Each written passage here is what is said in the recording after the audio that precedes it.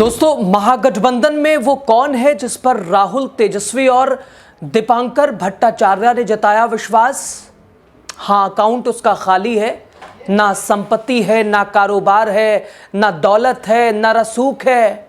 एक झटके में लेकिन उसे मिल गया टिकट। जीतने के लिए लोगों ने भी संभाल लिया मोर्चा। ये क्या है पूरा मामला, कहां का है मामला? इस उम्मीदवार की, राहुल तेजस्वी दीपांकर की, इस प्रत्याशी की हकीकत जानकर आप चौंक जाएंगे। आपको बताएंगे, आप लास्ट तक बने रहिए। आप देख रहे हैं द राजनीति बिहार का विशेष सेगमेंट खबर और विश्लेषण। मैं हूं आपके साथ यासूब रजा। दोस्तों, 2025 चल रहा है। आम इंसान का चुनाव लड़ना भूल जाइए, छोड़ दीजिए। आजकल चुनावों में हेलीकॉप्टर यहां से वहां उड़ रहे हैं, यहां से वहां जा रहे हैं। चुनाव महंगे हो गए हैं और आम इंसान चुनाव लड़ना तो दूर, चुनाव प्रचार में भी शामिल होने के लिए सोचना पड़ता है। और यहां भारतीय जनता पार्टी पे आरोप, पैसे लेके टिकट बेचने वाले सिर्फ एक दल पे नहीं, अमूमन दलों पे ये आरोप लगते हैं, एक टिकट का 5-5 करोड़, 7-7 करोड़ ऐसे पैसे लिए जा रहे हैं। और दूसरी तरफ दोस्तों, एक ऐसी तस्वीर आज के भी इस समय में आई है, आप चौंक जाएंगे, आप सोचने पे मजबूर हो जाएंगे। आपको हम उसके अकाउंट की स्थिति बताएंगे। दोस्तों, आप कहिएगा, क्या महागठबंधन ने ऐसे उम्मीदवार को टिकट दिया तो दिया कैसे? आखिर ये लड़ेगा चुनाव कैसे? कैसे इतने महंगे चुनाव प्रचार, रैलियां, सभाएं, लोगों से मिलना जुड़ना, पैसे बांटना, आजकल तो ये ट्रेंड चल रहा है। कैसे मैनेज करेगा ये बंदा? आपको बताएंगे दोस्तों। जहां एक और नेता करोड़ों की संपत्ति, आलीशान गाड़ियां, बड़े बड़े वादों के सहारे चुनावी मैदान में उतरते हैं, वहीं बिहार के आरा से एक ऐसा चेहरा सामने आया है जिसके पास ना संपत्ति है, ना कारोबार है, ना पैसा है, ना दौलत है, ना रसूख है।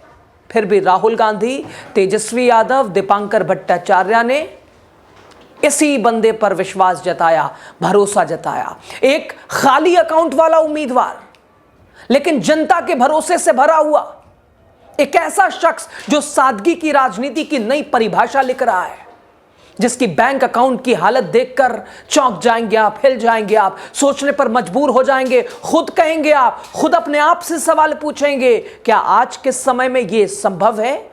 क्या आज के समय में यह मुमकिन है?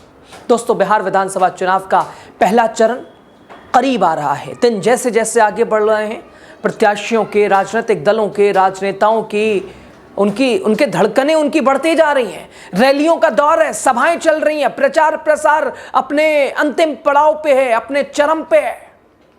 6 नवंबर को पहले फेज की वोटिंग होगी, 14 नवंबर को यानी दोनों फेजों की घोषणा यानी परिणाम निकलेंगे। और ऐसे में उम्मीदवारों के हल्फनामों में दर्ज संपत्ति को लेकर खुलासे सामने आ रहे हैं। बहुत सारे आपने खुलासे देखे, आपने जाने आपके प्रिय नेता का कितना बड़ा बंगला है, कितने पैसे हैं, कितने उनके ऊपर मुकदमे हैं, कितनी कमाई है, क्या क्या है, कहां कहां संपत्ति है, कहां कहां फ्लैट, सब कुछ। और इस बीच आरा विधानसभा सीट से महागठबंधन के भाकपा माले उम्मीदवार कयामुद्दीन अंसारी ने सबको हैरान कर दिया है। दोस्तों, उनके पास ना दौलत है, ना कोई कारोबार है, ना ही संपत्ति का भंडार है। बस उनकी पत्नी खुशबू अंसारी आंगनबाड़ी में सेविका हैं और यही उनके घर का एकमात्र सोर्स ऑफ इनकम इसे कह लीजिए, नियमित आय का ये स्रोत है। दोस्तों, कयामुद्दीन अंसारी 50 साल के हैं, शिक्षा में एमए उर्दू के साथ एमएसडी जैन कॉलेज आरा से पढ़ाई कर चुके हैं, पढ़ाई की है इन्होंने। उनके हल्फनामों के मुताबिक उनके पास केवल 20,000 रुपए नकद हैं, बस 20,000 रुपए।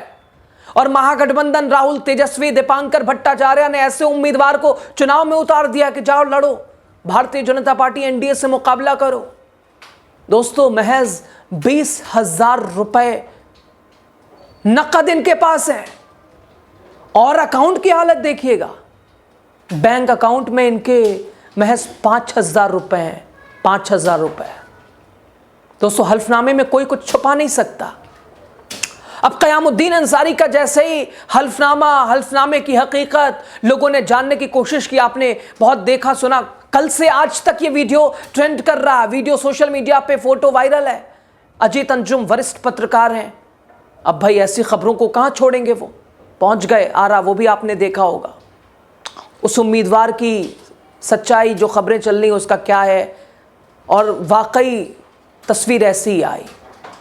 बिल्कुल कोई मदद नहीं, कोई सहारा नहीं, 20,000 रुपये नकद, 5,000 अकाउंट में। दोस्तों आरा विधानसभा सीट पर इस बार उनका मुकाबला भाजपा के संजय सिंह टाइगर, जनसुराज पार्टी के डॉक्टर विजय कुमार गुप्ता जैसे दिग्गजों से है। और हालत क्या है उनकी, कैसे मैनेज होगा चुनाव, जहां प्रचार प्रसार का दौर, यहां एक दूसरे को कंपटीशन चलता है, एक दूसरे को मुकाबला। तुमने 10 गाड़ियां मंगाई, हम 20 मंगाएंगे, तुमने 40 मंगाई, हम हेलीकॉप्टर पे उड़ेंगे, यहां से वहां जाएंगे। बावजूद इसके क़यामुद्दीन अंसारी की सादगी, उनकी ईमानदारी, उसने लोगों के बीच उनकी पहचान बना दी। दोस्तों जब उनसे पूछा गया, साहब कैसे करोगे, मैनेज कैसे होगा, इतने कम संसाधन में प्रचार कैसे करेंगे, लोगों के बीच जनसंपर्क कैसे करेंगे, रैलियां कैसे करेंगे, चुनाव कैसे जीतेंगे, सामने बड़े बड़े संगठन के बड़े बड़े दल के नेता आए हैं और जनसुराज वाले भी हैं, जिनके ऊपर पैसे व टिकट लेने के लिए भी पैसों के लेन देन का आरोप लगा। कैसे चलेगा क़यामुद्दीन साहब, लोगों ने पूछा। उनका जवाब, उस जवाब में सादगी थी, उस जवाब में इंसानियत थी, उस जवाब में ईमानदारी थी। दोस्तों उस जवाब में सुकून था, उस जवाब में चैन और सुकून, आराम था।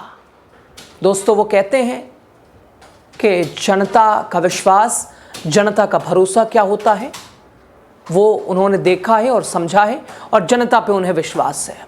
गांव-गांव जाकर छोटे छोटे चंदे भी जुटा रहे हैं और वहीं पैसा पोस्टर प्रचार सामग्री पर खर्च कर रहे हैं। कोई 50 रुपये देता है, कोई 100 रुपये देता है। दोस्तों आज के समय में आप खुद बताइए, होड़ लगी है कि नेताओं से कनेक्शन हो जाए तो वो अपना फ़ायदा होगा, नेताओं का पीआर संभाल लें तो घर ठीक ठाक चल जाएगा, दुकान ठीक चलेगी, कुछ नहीं तो इंटरव्यू 2-4 ठो कर लें, पैकेज मिल जाएगा। लेकिन ऐसी कंडीशन में जो लोकतंत्र की ताकत होती है दोस्तों, लोगों के हाथ में जो लोकतंत्र की गरिमा होती है, लोकतंत्र की मिसाल होती है, वो यही तस्वीर है। लोग कह रहे हैं, अरे भाई पैसे कहाँ लगेंगे, पोस्टर में लगेंगे, हम देंगे पैसे, प्रचार प्रसार में पैसे हम लगाएंगे। दोस्तों वो साइकिल पर बैठकर घर घर जाकर मतदाताओं से मिल रहे हैं, लोगों से मिल रहे हैं, ऐसे जनसंपर्क कर रहे हैं। दोस्तों अगर ऐसे नेताओं को जीत नहीं मिली तो दुख होगा। ऐसे नेताओं को, चुके ये संघर्ष आप देखिए ना, क़यामुद्दीन अंसारी पहले भी 2 बार आरा से चुनाव लड़ चुके हैं। साल 2020 में वो भाजपा के अमरिंद्र प्रताप सिंह से केवल 3,000 वोटों से हार गए थे, केवल 3,000 का अंतर था दोस्तों। लेकिन उनके संघर्ष और सादगी की चर्चा बनी रही और इस बार भी उनका यही अंदाज लोगों के दिलों में जगह बना रहा है। उधर विशेषज्ञों का मानना है ऐसे उम्मीदवार राजनीति में सादगी, जनसेवा की मिसाल पेश करते हैं।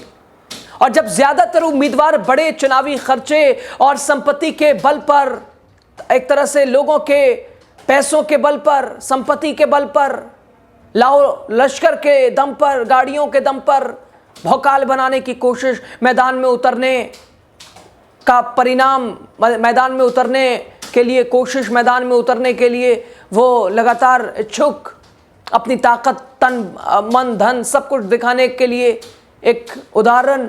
ऐसे में क़यामुद्दीन अंसारी का संघर्ष और भरोसा जनता के साथ सीधे जुड़ा हुआ है। दोस्तों ऐसे उम्मीदवार अगर चुनाव जीतते हैं तो निश्चित तौर पर विकास होगा। ऐसा शख्स अगर चुनाव जीतता है तो निश्चित तौर पर यह समझेगा अपने जैसे लोगों का दुख दर्द, उसे बांटने की। अब जो कार, एसी कार में बैठना, यहाँ आना वहाँ जाना, जीतने के बाद वो ट्रिप पे जाना, वहाँ बंगलों में जाना, दिल्ली पटना, यहाँ वहाँ, इस स्टेट उस स्टेट, देश से बाहर, चलो मज़े करें, अब तो चुनाव हो गया। दोस्तों आप खुद बताइए, विकास वो करेगा या ये करेगा? जिसने दुख समझा है, जिसने दर्द समझा है, जिसने जाना है कि क्या कुछ किया जा सकता है। खैर दोस्तों, महागठबंधन ने ऐसे उम्मीदवार पर दाव लगाया है जिसके पास ना दौलत है, ना रसूख है, ना संपत्ति है, ना कारोबार है, लेकिन हाँ है उसके पास ईमानदारी, हाँ है उसके पास संघर्ष, जनता का विश्वास, जनता का साथ, जनता का सहयोग। और अब जब बड़े बड़े खिलाड़ी मैदान में हैं तो क्या साइकिल पर चलने वाला ये सादा उम्मीदवार सब पर भारी पड़ेगा? वो कहानी जो बताती है राजनीति सिर्फ पैसों के ताकत का खेल नहीं है, बल्कि भरोसे सच्चाई से भी चुनाव लड़ा जा सकता है। भरोसे सच्चाई से चुनाव महज लड़ा नहीं, जीता भी जा सकता है। इस खबर पे हम आगे तक बने रहेंगे, 14 नवंबर तक भी बने रहेंगे। आप हमारे साथ बने रहिए, आपका साथ जरूरी है। खबर पे आपकी राय क्या है? आपकी राय जरूरी है। ऐसी खबरें लगातार आप तक पहुंच रही हैं। द राजनीति बिहार पे आप जाके देख सकते हैं, लेकिन आपका सहयोग जरूरी है दोस्तों। द राजनीति बिहार को सब्सक्राइब कीजिए, आप पेज को शेयर कीजिएगा। लास्ट तक आप बने रहे, एक बार फिर आपका दिल से शुक्रिया।